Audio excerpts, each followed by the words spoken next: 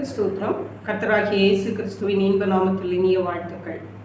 இயேசுவின் பின்னே போக துணிந்தே, இயேசுவின் பின்னே போக துணிந்தே, இயேசுவின் பின்னே போக துணிந்தே, பின்னோக்கினா பின்னோக்கினா பின்னோக்கினா பின்னோக்கினா, உலகமன் பின்னே சிலுவையின் முன்னே, உலகமன் பின்னே சிலுவையின் முன்னே, உலகமன் பின்னே சிலுவையின் முன்னே, பின்னோக்கினான் பின்னோக்கினான் பின்னோக்கினான் பின்னோக்கினான்.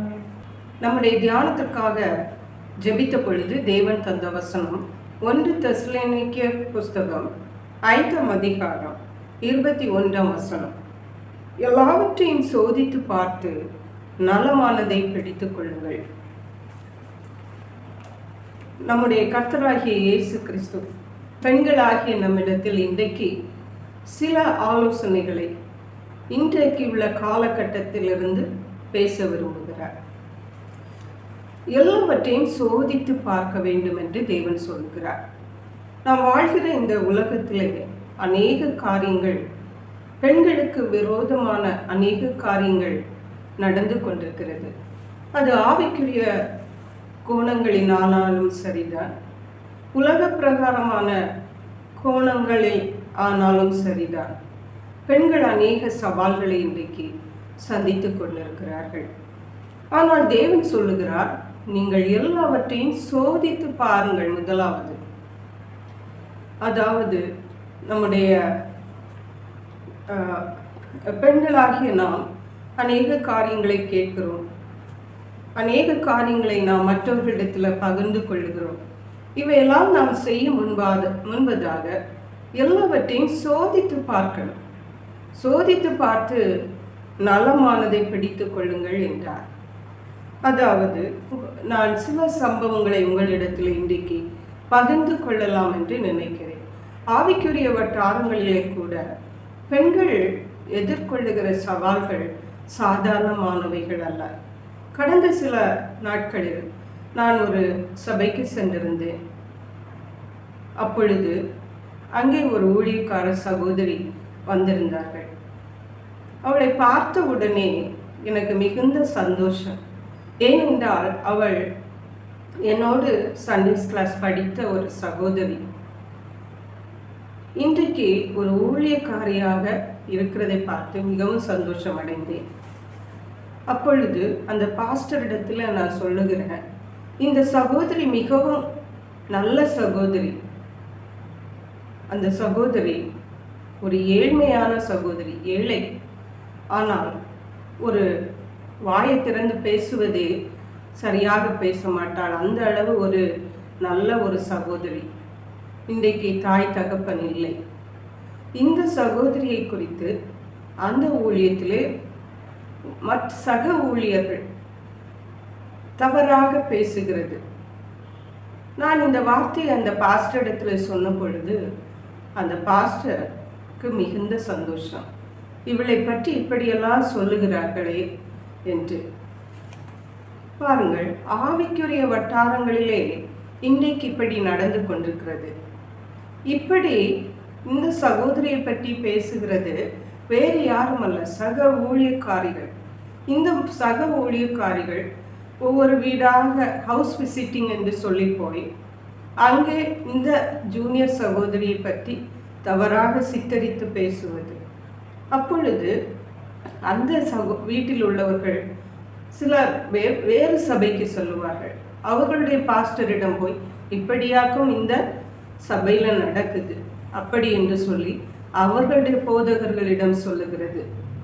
பாருங்கள், இன்றைய காலகட்டத்தின் உச்சம் எப்படி போகிறது என்று. அந்த போதகர்கள் பகுத்தறிய வேண்டியவர்கள் தவறிவிடுகிறார்கள். சாதாரணமாக ஒரு பொது அறிவு இருந்தால் கூட அவர்கள் தங்கள் விசுவாசி சொல்லுவதை சோதித்தறியாமல் ஏற்றுக்கொள்ள மாட்டார்கள். பகுத்தறிவு தான் இல்லை என்று விட்டுவிட்டால் கூட அவர்கள் படித்தவர்கள், படித்த போதகர்கள் பெரிய நல்ல ஸ்டேட்டஸில் உள்ள போதகர்கள் அவர்கள் கூட சோதித்தறியாமல் அவைகளை ஏற்றுக்கொண்டு அங்கே எல்லாரிடமும் இந்த சபையில இப்படி என்று சொல்லி இந்த மாதிரி பெண்கள் சந்தித்து கொண்டிருக்கிற ஆவிக்குரிய சபையிலே சந்தித்து கொண்டிருக்கிற காரியங்கள் இவைகள் ஒரு இடத்தில் அல்ல. இன்றைக்கு ஆவிக்குரிய வட்டாரங்களிலே இப்படித்தான் நடந்து கொண்டிருக்கிறது. அதே போன்று நானும் கூட ஊழியத்திற்கு வந்த பொழுது என்னை குறித்து 30 வருஷத்துக்கு முன்னாடி இவா இப்படி இருந்தாள் என்று சொன்னார்கள்.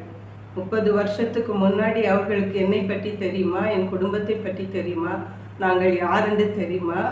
ஒன்றுமே தெரியாது. ஆனால் இன்றைக்கு பிரபல ஊழியர்கள், படித்தவர்கள், பிரபல ஊழியர்கள் குடும்பங்கள் எழும்பி எனக்கு விரோதமாய் சொன்னார்கள். சில அபாண்டமான பழியை சொன்னார்கள். அந்த அபாண்டமான பழியை தேவன் அவர்களிடத்தில் கணக்கு கேட்டார். அந்த பிரபல போதகருடைய வீட்டில் அவருடைய மகளே அதே பழியை சுமந்தாள். அவருடைய வாழ்க்கையில் அது நடந்தது. இதை எதற்கென்று சொல்லுகிறேன் என்றால், பெண்களாகிய நாம் மற்றவர்களை குற்றப்படுத்த கூடாது. மற்றவர்கள் நம்மிடத்தில் ஏதாவது சொன்னால் நாம் அதை சோதித்து பார்க்காமல் எடுத்துக்கொள்ளவும் கூடாது. அருமையான கர்த்தருடைய பிள்ளைகளை, நாம் வேலை பார்க்கிற இடங்களிலே, நாம் படிக்கிற இடங்களிலே, நம்முடைய குடும்பங்களிலே, நம்முடைய அயலகத்தாரின் மத்தியிலே இப்படியாக பெண்களை பற்றி தவறான சித்தரிப்புகள் அநேகங்கள் இருக்கும். அதை பார்த்து சோர்ந்து விடாதீர்கள். நாம் ஆராதிக்கிற தேவன் உண்மை உள்ளவர் என்பதை நாம் ஒருபோதும் மறந்து விடக்கூடாது. நாம் உண்மையாயிருந்தால் தேவன் நமக்காக வழக்காடுவார். ஹல்லேலூயா. அதே போன்று நலமானதை இந்த வசனத்தின் 2ஆம் பாகம் சொல்கிறது. நலமானதை பிடித்துக் கொள்ளுங்கள். நேரம் சுருக்கமாக இருக்கிறபடியால் நான் சிறிது வேகமாக சொல்லுகிறேன். நலமானதை பிடித்து கொள்ள வேண்டும். நம்மிடத்திலே யார் சொன்னாலும், நாம் எதை பார்த்தாலும் நல்லதாக இருந்தால் அதை எடுத்துக்கொள்ள வேண்டும். இல்லாட்டா அதை விட்டு விடுங்கள், நமக்கு வேண்டாம். அதை தான் இங்கே தேவன் நம்மிடத்திலே சொல்லுகிறார். இப்போது ஒரு சம்பவம் எனக்கு ஞாபகம் வருகிறது. நான் சிறு பிள்ளையாக இருந்த பொழுது கிருபாசனம் என்ற சபையிலே, காஞ்சனக்கோடு எங்களுடைய வீட்டின் பக்கத்தில், அங்கே தான் சண்டே ஸ்கூல் படித்தேன். அங்கே தான் ரட்சிக்கப்பட்டு ஞான ஸ்நானம் எடுத்து பரிசுத்தாவின் அபிஷேகம் எல்லாம் பெற்றுக்கொண்டேன். இந்த சண்டே கிளாஸ் படிக்கும் பொழுது கிறிஸ்மஸ் டைமில் சண்டே ஸ்கூல் ஆனிவர்சரி வைப்பார்கள்.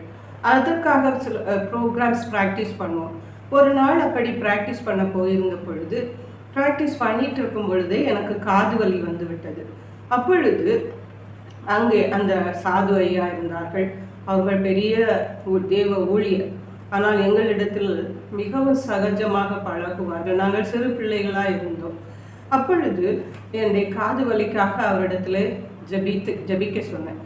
தலையில கை வைத்து ஸ்தோத்திரம் என்று சொல்லிவிட்டு சொன்னார்கள், நீ வீணான வார்த்தை ஒன்றும் நீ பேச மாட்ட, ஆனால் மற்றவர்கள் பேசுகிறதை நீ உன் காதினாலே கேட்கிறாய் என்று சொன்னார்கள். அதனால்தான் இந்த காது வலி என்று. ஆகவே அருமையான கர்த்தருடைய பிள்ளைகளை, நாம் நலமானதை மட்டும்தான் நம்முடைய காதுகளின் ஆனாலும் சரி, கண்களின் ஆனாலும் சரி, எதனால் ஆனாலும் நலமானதை நாம் பிடித்து கொள்கிறவர்களாய் காணப்பட வேண்டும். நமக்கு தேவையில்லாத காரியங்கள், நம்ம தேவனுக்கு பிரியமில்லாத காரியங்கள் எல்லாவற்றையும் விட்டு நாம் தூர ஒதுங்கி போக வேண்டும். ஏனென்றால் தேவன் சொல்லுகிறார், பொல்லாங்காய் தோன்றுகிற எல்லாவற்றையும் விட்டு விலகுங்கள். இந்த உலகம் பொல்லாங்கனுக்குள் கிடக்கிறது. ஆகவே பொல்லாங்காய் தோன்றுகிற எல்லாவற்றையும் விட்டு நாம் விலகி தேவனுக்கு பிரியமாய் நடக்க கட்டுவோம்.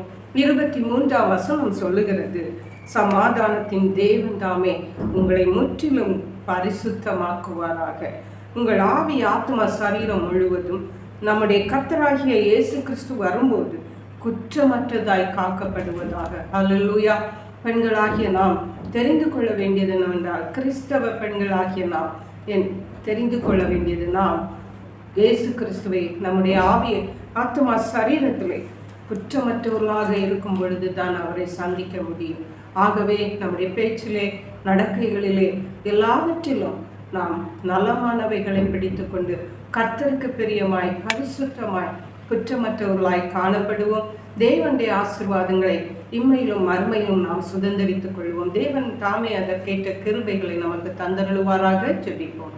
எங்களை கிருபையை நேசித்து பாதுகாத்து வழி நடத்துகிற எங்கள் அன்பின் தகப்பனை, ஆசீர்வதிக்கப்பட்ட இந்த நல்ல பெண்களின் நிகழ்ச்சிக்காக நன்றி. பெண்களாகி எங்களுக்கு தேவன் தந்த ஆலோசனைகளுக்காக நன்றி. நாங்கள் நலமானதை பிடித்து கொள்ள கர்த்தர் எங்களுக்கு உதவி செய்தல்ல வேணுமா ஜெபிக்கிறோமப்பா. பொல்லாங்கானவைகளை விட்டு விலகும்படியாக கர்த்தர் கிருபை செய்யுங்க. எல்லாவற்றுக்கும் மேலாக எல்லாவற்றையும் சோதித்து அறிய பகுத்தறிவுள்ளவர்களாய் காணப்பட எங்களுக்கு கிருபை தருவீராக. நன்றி பரிசுத்த ஆவியானவரை. துதி கன மகிமை உமக்கே செலுத்துகிறோம். மீட்பரும் இரட்சகருமாகிய இயேசு கிறிஸ்துவின் இன்ப நாமத்தில் ஜெபிக்கிறோம் எங்கள் அன்புள்ள பரமபிதாவே. ஆமென். God bless you.